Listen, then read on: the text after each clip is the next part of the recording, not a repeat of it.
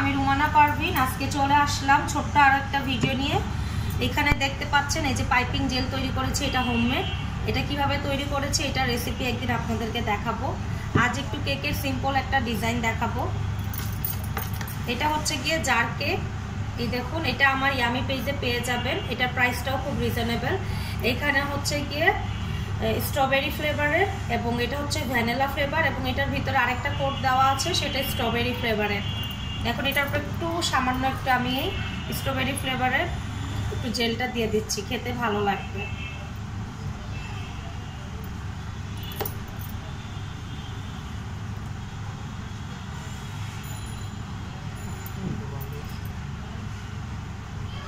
দেখুন, দেখতে আইসক্রিমের মতো মনে হচ্ছে।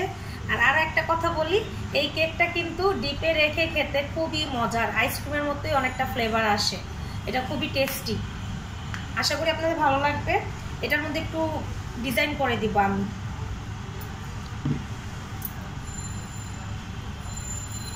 এখন এটাতে ডিজাইন করে দিব, আপনারা দেখেন।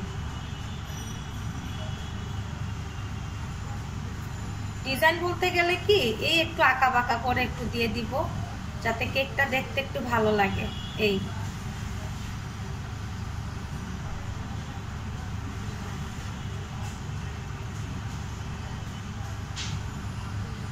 একটু এরকম বেঁকে বেঁকে দিয়ে দিব টুথপিকের সাহায্যে।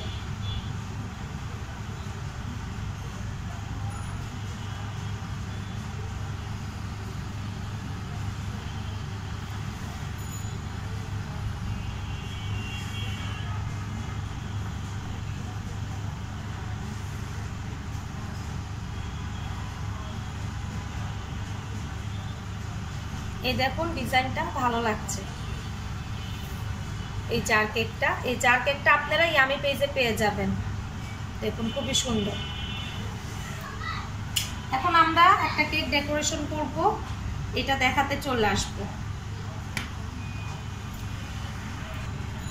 এই দেখুন, আস্তে আস্তে করে আমি কেকটাকে,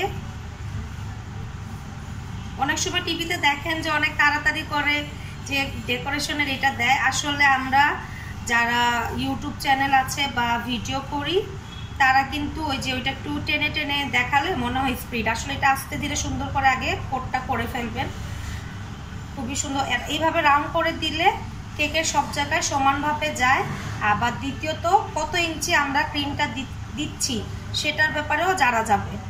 আর প্রত্যেকটা লেয়ার বাই লেয়ার ক্রিমটা খুব সুন্দরভাবে এইভাবে করে আমরা কোট করে নিব।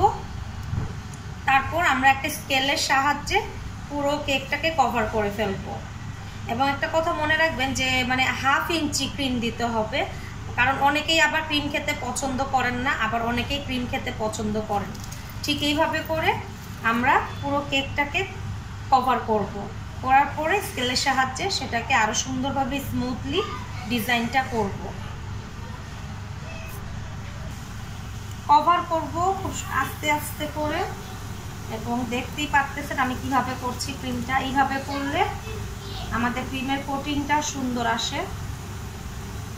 আর আমি অনেক ছোটবেলা থেকেই কেক তৈরি শিখেছি, কারণ আমার নানার বাসার ফ্যামিলি বেশিরভাগই হচ্ছে খাবার দাবারের বিজনেস, যার ফলে আমি এগুলো খুব সুন্দর পারি তৈরি করতে। তো এক সময়ের শখটা, এখন এটাকে আমি পেশা হিসেবে নিয়েছি। আল্লাহর রহমতে আজকে 3 বছর যাবত। এবং একটা স্কেলের সাহায্যে স্কেলটা হচ্ছে পাতলা, এরকম পাতলা একটা স্কেলের সাহায্যে আমরা করবো। এই স্কেলটা আমি বেশিরভাগ কেকের কাজে লাগাই, অনেক বছর ধরে ইউজ করছি। একটু হালকা হাতে এইভাবে করে আস্তে আস্তে করে ঘুরিয়ে ঘুরিয়ে আমরা কেকটাকে সুন্দর একটা ফিনিশিংয়ে নিয়ে আসবো। আর এই ফিনিশিং আনাটাই অনেক কষ্টকর একটা ব্যাপার অ্যাকচুয়ালি।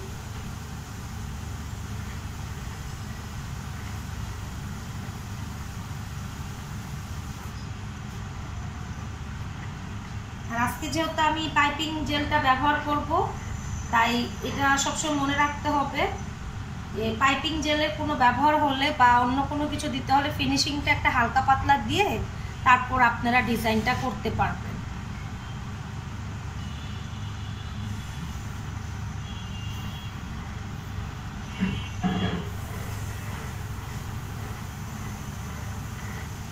এখন এইভাবে করে ফিনিশিং আস্তে আস্তে করে করতে হবে।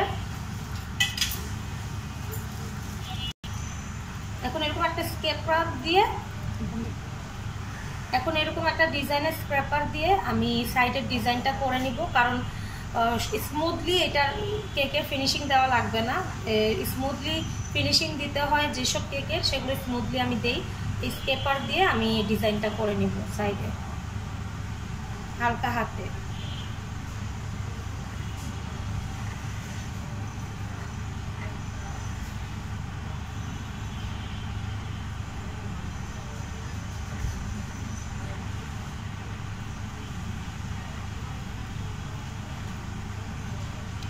আর আরেকটা জিনিস বলি, আমার এই ক্রিমটা অনেক ক্ষেত্রে সম্ভবত এটা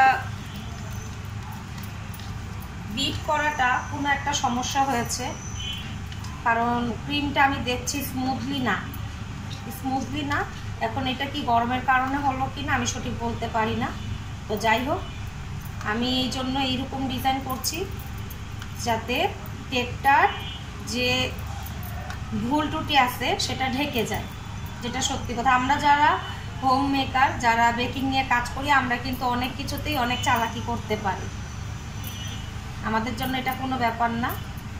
কিন্তু এই যে ক্রিমটা এনেছে, এই ক্রিমটা দিয়ে আমি আগেও কাজ করেছি, ক্রিমটা ভালো, কিন্তু আজকে কেন এমন হলো, বিটটাও খুব সুন্দর হলো, স্মুথলি হলো, বাট এখন ডেকোরেশন করতে যাব, এখন এসে দেখি ক্রিমটা কেমন যেন একটু ফাটা ফাটা হয়ে গেছে। এটাকে আবার বিট করতে হবে, তো এখন অত সময় নেই, তাই আমি আপনাদেরকে দেখাচ্ছি যে কেকের মধ্যে কোনো ভুল ত্রুটি আসলে সেটাকে কিভাবে আমরা রিমুভ করব।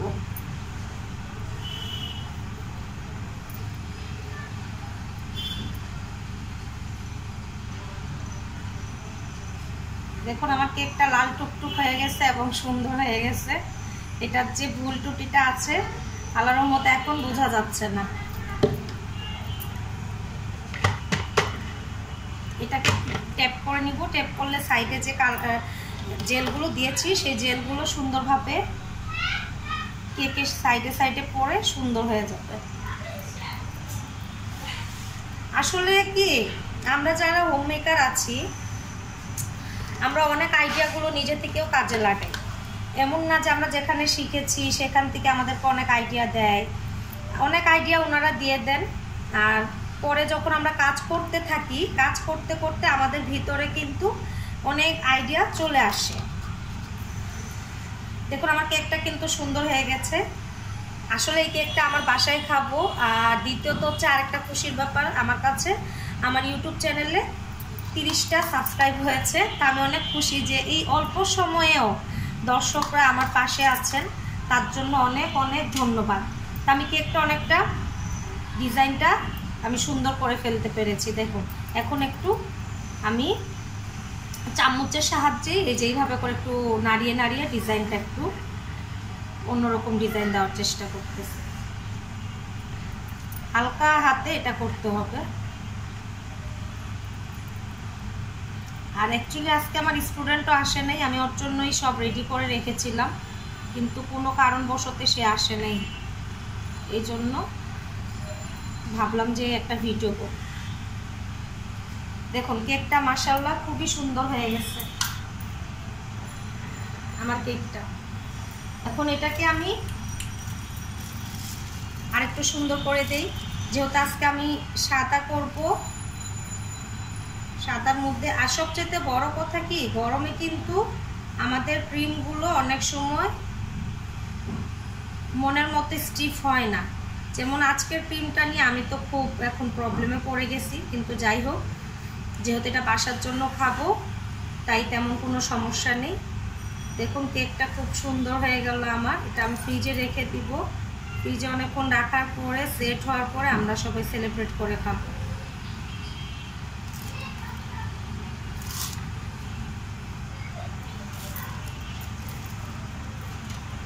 কেকের উপর একটু হালকাভাবে ডিজাইন করে ফেলবো। আমার এই নজেলটা খুবই পছন্দ। আর আরেকটা কথা বলি, আমি ভিডিওর জন্য তাড়াহুড়া করে আমি কিন্তু ডিজাইনটা করছি, কিন্তু আপনারা কিন্তু কেকটা জেল দেওয়ার পরে সেট হওয়ার পরে আপনারা ফুলগুলো দিবেন, কারণ হচ্ছে এতে করে জেলে থেকে ফুলগুলো সরে আসবে না।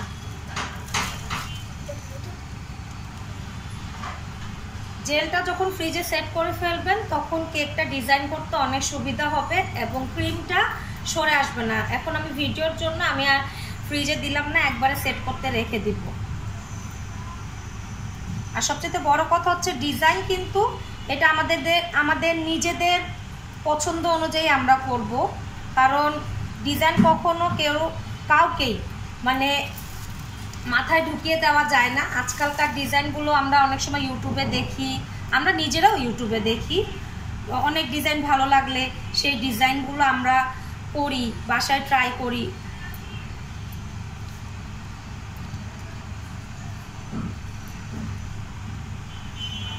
দেখুন কেকটা কিন্তু অসাধারণ হয়েছে, খুবই ভালো লাগছে। এখন আমি আর তেমন ডিজাইন দিব না, বেশি দিলে হিজিবিজি হয়ে যাবে।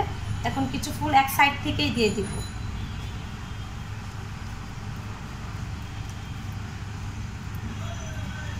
ফুলের বাগান লাগছে। কেকের মধ্যে যে একটু সমস্যা হয়েছে ক্রিমের, সেটা কিন্তু ধরা যাচ্ছে না, তাই না? তা আমরা যারা কেক নিয়ে কাজ করি আসলে আমরা ওই ভুল ত্রুটিগুলো এভাবে লুকোতে পারি, কিন্তু হ্যাঁ ক্রিমটা কিন্তু খেতে খুবই মজার। এই ক্রিমটা কিন্তু হয়তো গরমের জন্য কোনো একটা প্রবলেমের জন্যই এই জিনিসটা হয়েছে।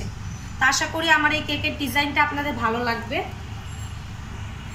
তো এখন আমরা এইখানে প্রজাপতি দিয়ে দিচ্ছি একটু সৌন্দর্যের জন্য, আর কিছু না। এই দেখুন প্রজাপতি বসিয়ে দিলাম, খুবই সুন্দর হয়েছে কিন্তু আমার এই কেকটা। আর আপনারা চাইলেও নিজেদের মতো করে ডিজাইন করতে পারেন। আমিও আমার মতোই করে ডিজাইনগুলো করেছি। অ্যাকচুয়ালি আমার প্রজাপতিগুলো সুন্দর, এই প্রজাপতিগুলো খাওয়া যায়। দেখুন কেকটা কিন্তু অসাধারণ লাগছে। এখন এর উপরে আমি কিছু সাদা পার্ল দিয়ে দিব। এই পার্লগুলো খাওয়া যায়, এই দেখুন এগুলো খাওয়া যায়, কিন্তু তারপরেও চেষ্টা করবেন বাচ্চাদেরকে বড় বড় যে পার্লগুলো আছে সেগুলো থেকে দূরে রাখার জন্য। আমি কিন্তু খুবই ভয় পাই অ্যাকচুয়ালি। আমি একটু মিডিয়াম সাইজের গুলো দিয়ে দিচ্ছি, এই যে এইগুলো সাইজের ছোট ছোট।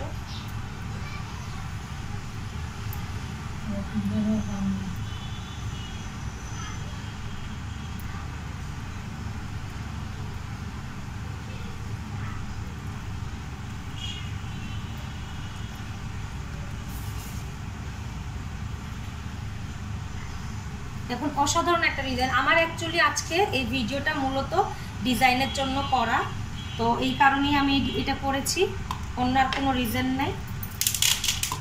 তো এরকম ধরনের সুন্দর সুন্দর ডিজাইন পেতে আপনারা ইয়াম্মি ইউটিউব চ্যানেলে চোখ রাখবেন এবং লাইক কমেন্ট শেয়ার করবেন, সাবস্ক্রাইব করবেন, আমার পাশে থাকবেন।